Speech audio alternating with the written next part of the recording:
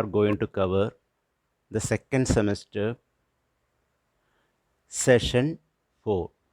നാലാമത്തെ സെഷനാണ് ഇന്ന് നമ്മൾ കവർ ചെയ്യാൻ പോകുന്നത്. എഗെയിൻ പാർട്ട് സി പോർഷൻ എൻ്റെ സെമസ്റ്റർ എക്സാമിൽ വരുന്ന പാർട്ട് സി പോർഷൻ്റെ ഒരു ടോപ്പിക്കാണ് നമ്മളിന്ന് ഡിസ്കസ് ചെയ്യാൻ പോകുന്നത്. Active and passive voices, conversion of active voice to passive voice, അതാണ് ഇന്ന് നമ്മൾ കവർ ചെയ്യാൻ പോകുന്ന topic. Conversion of active voice to passive voice, active വോയിസിൽ നിന്നും പാസീവ് വോയിസിലേക്കുള്ള കൺവേർഷൻ എങ്ങനെ ചെയ്യാമെന്നുള്ളത്.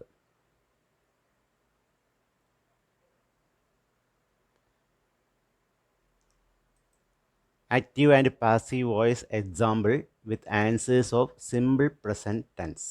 സിമ്പിൾ പ്രസൻറ്റ് ടെൻസ് എന്നാണ് പൊതുവേ ഈ കൺവേർഷൻ നിങ്ങൾക്ക് എക്സാം പർപ്പസിന് ചോദിക്കാറുള്ളത്. മറ്റ് പല ടെൻസ് ഫോമുകളിൽ മാറ്റങ്ങളുണ്ട് എങ്കിലും നിങ്ങളെ സംബന്ധിച്ചോളം സിമ്പിൾ പ്രസൻറ്റ് ടെൻസിൽ നിന്നുള്ള ചേഞ്ചസ് ആണ് ചോദിക്കാറുള്ളത്. ആക്റ്റീവ് വോയിസിൽ ഒരു സെൻറ്റൻസ് തരും, അതിനെ പാസീവ് ഫോമിലോട്ട് മാറ്റുക, അല്ലെങ്കിൽ ഒരു പാസേജ് തരും, അതിൽ നിന്ന് മാറ്റുക എന്നുള്ളതാണ് പൊതുവേ ചോദിക്കാറുള്ളത്. അപ്പോൾ നമുക്ക് അതിന് മുമ്പ് ആക്റ്റീവ് വോയിസ് പാസീവ് വോയിസിന് മുമ്പ് ആദ്യം വെർബിനെ കുറിച്ചൊന്ന് അറിഞ്ഞിരിക്കണം. ടൈപ്സ് ഓഫ് വെർബ്സ്, ഏതൊക്കെ ടൈപ്പ് വെർബുകളാണ് ഉള്ളത്? പൊതുവേ അല്ല, 2 ടൈപ്പ് വെർബാണ് ഉള്ളത്. That is main verb and auxiliary verb.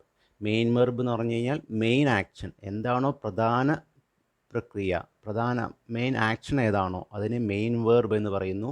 അതിനെ സപ്പോർട്ട് ചെയ്യുന്ന വെർബ് ഉണ്ടാവും, അതിനെ ഓക്സിലറി വെർബ് എന്ന് പറയുന്നു. അങ്ങനെ പൊതുവെ 2 വെർബാണുള്ളത്, main verb and auxiliary verb. Moving forward, അതിൻ്റെ എക്സാമ്പിൾസാണ് നമ്മളൊന്ന് നോക്കാൻ പോകുന്നത്. ഇനി ആക്റ്റീവ് വോയിസിൽ ഉള്ള ഒരു സെൻറ്റൻസ് നോക്കാം. He reads a novel. അവനൊരു നോവൽ വായിക്കുകയാണ്. He reads a novel.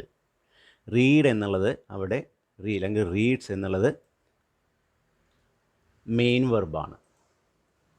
Okay, now അതിനെ പാസീവ് വോയിസിലോട്ട് കൺവേർട്ട് ചെയ്യുമ്പോൾ a novel is read by him എന്നും കൂടി ഉണ്ടാവും അവിടെ. അതിൻ്റെ ബൈ ഹിം ആവശ്യമില്ല, ആക്ച്വലി അതുവരെ മതി. A novel is read. അപ്പോൾ ഇവിടെ റെഡ് എന്നുള്ളത് V3 ഫോമാണ്, 3rd ഫോം ഓഫ് ദ വെർബാണ്. Read, read, red.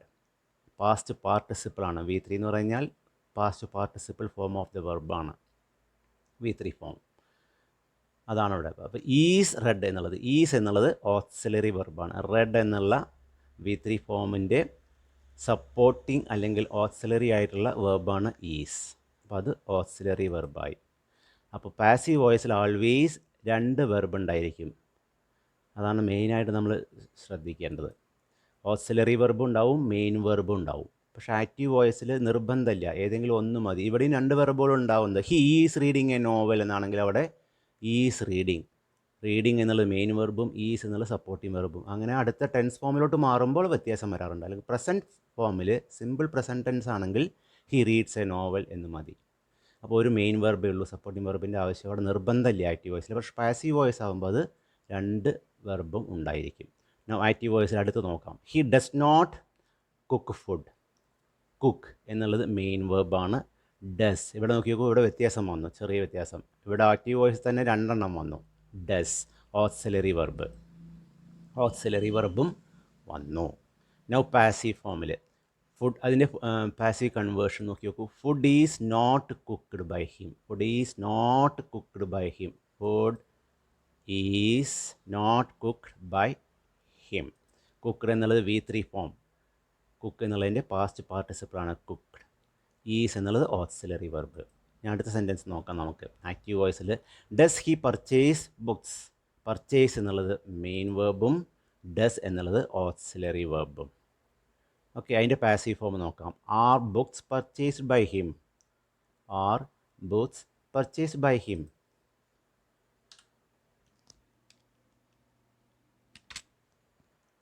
പർച്ചേസ് എന്നുള്ളത് V3 form, 3rd form of the വെർബാണ്. ആർ എന്നുള്ളത് ഓക്സിലറി വെർബും. അപ്പോൾ മെയിനായിട്ടത് ആക്റ്റീവ് വോയിസിൽ ചിലപ്പോൾ മെയിൻ വെർബ് മാത്രമേ ഉണ്ടാവുള്ളൂ, ചില സെൻറ്റൻസുകളിൽ മെയിൻ വെർബും ഓക്സിലറി വെർബും ഉണ്ടായിരിക്കും. പക്ഷേ പാസീവ് ഫോം വരുമ്പോൾ മെയിൻ വെർബും ഓക്സിലറി വെർബും 2 വെർബ് ഉണ്ടായിരിക്കും. അത് നിർബന്ധമായിട്ടും കാണാറുണ്ട്. ഓക്കെ, അതാണ് അതിൻ്റെ മെയിനായിട്ട് നമ്മൾ മനസ്സിലാക്കേണ്ടത്. ആക്റ്റീവ് വോയിസ് എന്ന് പറഞ്ഞു കഴിഞ്ഞാൽ ഇവിടെ he reads a novel. He എന്നുള്ള സബ്ജക്റ്റിന് അല്ലെങ്കിൽ നൗൺ ഇമ്പോർട്ടൻസ് ഉണ്ട്. പാസീവ് ആവുമ്പോൾ നോക്കിക്കൂ, a novel is read, is read എന്നാൽ അവിടെ പ്രവർത്തിക്കാണ്, ആക്ഷനാണ് ഇമ്പോർട്ടൻസ് കൂടുക പാസീവ് ഫോം ആകുമ്പോൾ. അതാണ് വ്യത്യാസം. ഓക്കെ, ആര് ചെയ്യുന്നു, ഇവിടെ നോക്ക് വ്യക്തിയെ പേര് പറയുന്നില്ല. A novel is read. By him എന്നുള്ള നമുക്ക് ആഡ് ചെയ്യാം, ബൈ ഹിം എന്നുള്ള അവോയ്ഡ് ചെയ്താലും അവിടെ മീനിങ് ഫുൾ അത്രേ വേണ്ടുള്ളൂ. അപ്പോൾ ഇവിടെ ആക്ഷനാണ് ഇമ്പോർട്ടൻസ്. പാസീവ് ഫോമിൽ ആക്ഷൻ അല്ലെങ്കിൽ പ്രവൃത്തിക്കാണ് ഇമ്പോർട്ടൻസ്. ഓക്കെ, ഇത് എവിടെയാണ് യൂസ് ചെയ്യണമെന്ന് വെച്ച് കഴിഞ്ഞാൽ പ്രൊസീജിയർ എഴുതാനുള്ള ആവശ്യങ്ങളിലൊക്കെയാണ് പൊതുവേ ഇത് ആവശ്യം വരിക. അപ്പോൾ നമ്മൾ ലാബിലെ എക്സ്പെരിമെൻറ്റ്സ് എഴുതുക, അപ്പോൾ അങ്ങനെ പ്രൊസീജിയർ എഴുതുന്ന സമയങ്ങളിൽ അല്ലെങ്കിൽ നിങ്ങളടുത്ത് എന്തെങ്കിലും ഒരു ഇൻസ്ട്രക്ഷൻ തരും. അപ്പോൾ ആ ഇൻസ്ട്രക്ഷൻ അനുസരിച്ച് നിങ്ങളത് ഫോളോ ചെയ്യുന്നുണ്ടോ എന്നെല്ലാം അറിയാൻ വേണ്ടിയിട്ട് ആ സമയത്ത് പ്രൊസീജിയർ റൈറ്റിങ്ങിലാണ് പൊതുവേ ഈ active to passive form conversion utilise ചെയ്യാറുള്ളത്. അപ്പോൾ നിങ്ങളൊരു കളിപ്പാട്ടം വാങ്ങി, അപ്പോൾ അത് അതിൻ്റെ ഉള്ളിൽ ഇൻസ്ട്രക്ഷൻസ് ഉണ്ടാവും എങ്ങനെയാണ് അത് ചെയ്യുക എന്നുള്ളത്. അപ്പോൾ അത് എങ്ങനെ ചെയ്തു എന്ന് നിങ്ങളോട് ഒരാൾ ചോദിക്കുകയാണെങ്കിൽ നിങ്ങൾ അപ്പോഴാണ് ആ ഇൻസ്ട്രക്ഷൻ അതേമാതിരി എഴുതി വയ്ക്കാൻ നിങ്ങൾക്ക് കഴിയില്ല. ഞാൻ അങ്ങനെ ചെയ്തു അല്ലെങ്കിൽ അങ്ങനെ ചെയ്തു, ആ കാര്യങ്ങളിലാണ് എഴുതി വരിക. അപ്പോൾ പ്രൊസീജിയർ റൈറ്റിങ്ങിൽ വരുമ്പോൾ അത് അപ്പോഴാണ് ഈ പാസീവ് ഫോമിൻ്റെ യൂസേജ് നമ്മൾ ഇൻ ലൈഫിൽ ആവശ്യം വരിക. ഓക്കെ, അതിൻ്റെ പ്രാക്ടിക്കൽ അപ്ലിക്കേഷൻ വരുന്നത് ഇങ്ങനെയുള്ള പ്രൊസീജിയർ റൈറ്റിങ്ങിലാണ് പാസീവ് ഫോമിൻ്റെ. നോക്കൂ, സെൻറ്റൻസ് നോക്കാം നമുക്ക്. Read the process given below. You see, this is a process. Read the process given below about photosynthesis, prakasha samshleshanam, photosynthesis, and rewrite it in the format given in the help box and use appropriate links. അപ്പോൾ ഇതിനെ നമ്മൾ താഴെ തന്നൊരു ഫോമാറ്റിലോട്ട് മാറ്റണം എന്നാണ്. ഒരു simple paragraph തന്നിട്ടുണ്ട്, അതൊരു പ്രോസസ്സാണ്. പ്ലാന്റ്സ് ഫോട്ടോസിന്തസിസുമായി ബന്ധപ്പെട്ട ഒരു process. Plants take in carbon dioxide from the air through small pores on the leaves.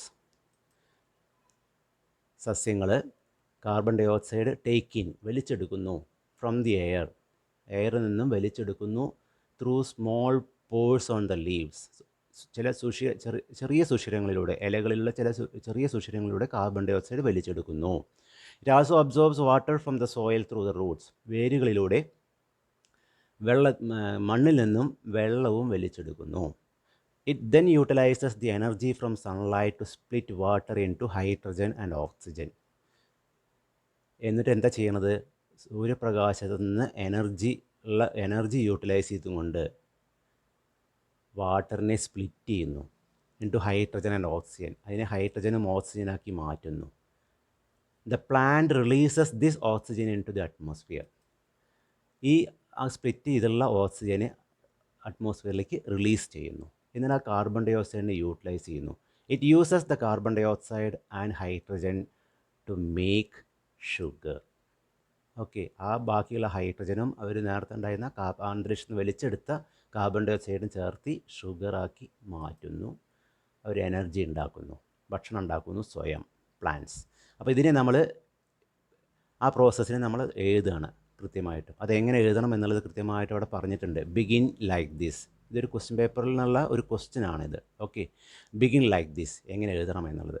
Carbon dioxide is taken in by plants through small pores on the leaves. Plants take in carbon dioxide from the air through small pores on the leaves എന്നുള്ളതായിരുന്നു ഇവിടെ ഉണ്ടായിരുന്നത്. ആ പോർഷനാണ് നമ്മളിവിടെ convert ചെയ്ത് എന്താ വന്നിരിക്കുന്നത്, carbon dioxide is taken in by plants through small pores on the leaves. ഞാൻ അതിൻ്റെ കണ്ടിന്യൂഷൻ അപ്പോൾ ഇത്ര തന്നിട്ടുണ്ടാവും, എങ്ങനെയാണ് എഴുതി തുടങ്ങേണ്ടത് എന്നുള്ളത് തന്നിട്ടുണ്ടാവും. ഫർദർ എഴുതേണ്ടത് നമ്മൾ സ്വയം എഴുതണം, കൺവേർട്ട് ചെയ്ത് എഴുതാൻ പറ്റണം. At the same time water dash, അവിടെ ആൻസേഴ്സ് എഴുതി തുടങ്ങുകയാണ്. നോക്കി നോക്കൂ. At the same time water is absorbed. At the same time water is absorbed. ഈ ഏരിയയാണ് നമ്മൾ കൺവേർട്ട് ചെയ്യുന്നത്. എങ്ങനെ ചെയ്യണം നോക്കി നോക്കൂ. At the same time water is absorbed from the soil. Water is absorbed. Water is absorbed. ഈ പോർഷനാണ് ചേഞ്ച് വരുന്നത്. അതൊന്ന് നോക്കിയാൽ നിങ്ങൾക്ക് മനസ്സിലാവും. Okay, then the energy from sunlight is utilised. It then utilises energy from sunlight split water into hydrogen and oxygen എന്ന പോർഷനാണ് അവിടെ കൺവേർട്ട് ചെയ്യുന്നത്. എങ്ങനെയാണ് കൺവേർട്ട് ചെയ്തിരിക്കുന്നത് നോക്കി നോക്കൂ.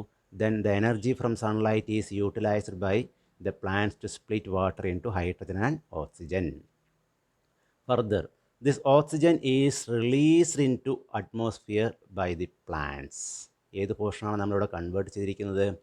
The plant releases this oxygen into atmosphere. ഈ പോർഷനെ കൺവേർട്ട് ചെയ്തിട്ട് ഇങ്ങനെ മാറ്റി, this oxygen is released into atmosphere by plants. അടുത്തത് carbon dioxide and hydrogen are used by the plants to make sugar.